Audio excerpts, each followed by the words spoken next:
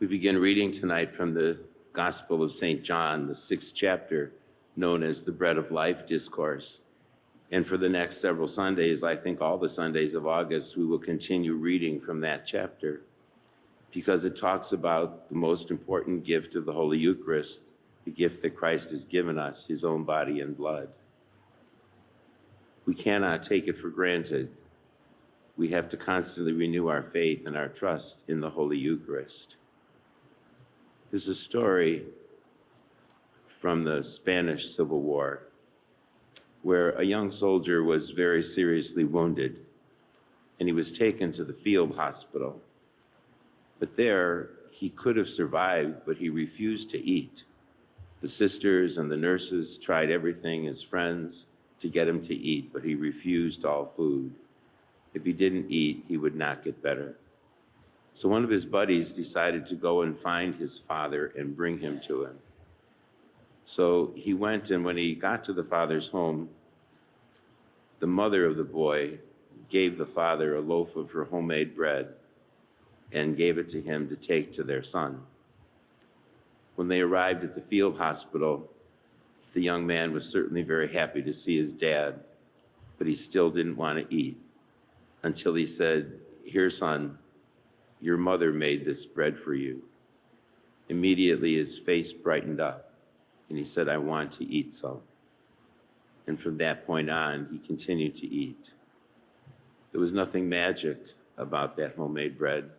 You and I know what homemade bread is like, don't we? It just smelled so good. Every time I went to Grandma's house, she was always making homemade bread. And it just was so good. You just couldn't get enough butter to put on it. And the secret in this bread and the story was that it was made with love. It was made with love. Our gospel today says that our Heavenly Father gives you the true bread from heaven. We need to hear those words. Our Heavenly Father gives us the true bread from heaven. And the priest, in the name of Christ, changes that bread and that wine into the body and blood of Christ. It becomes the heavenly food that is the gift from the Father.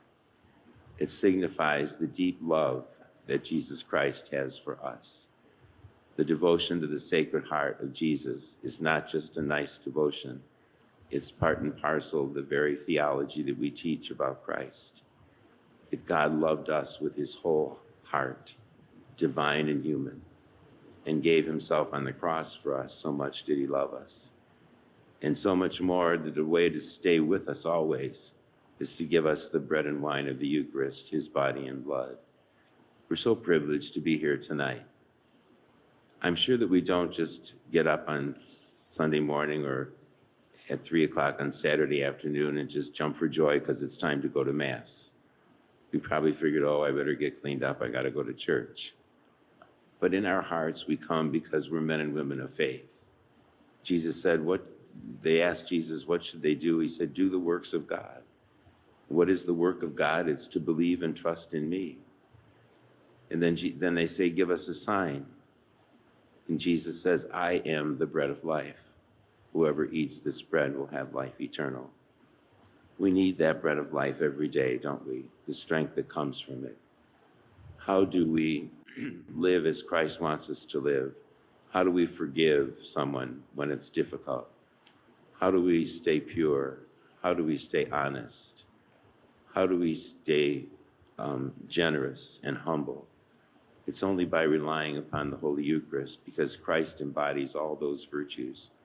And the more that we receive the Holy Eucharist and ask the Lord to transform us into him, the more we gain those virtues and become a sign of Christ's presence in the world. So today we're reminded of the great gift of the Eucharist, the bread from heaven, from our Heavenly Father. And let us cherish it with all of our hearts and never take it for granted.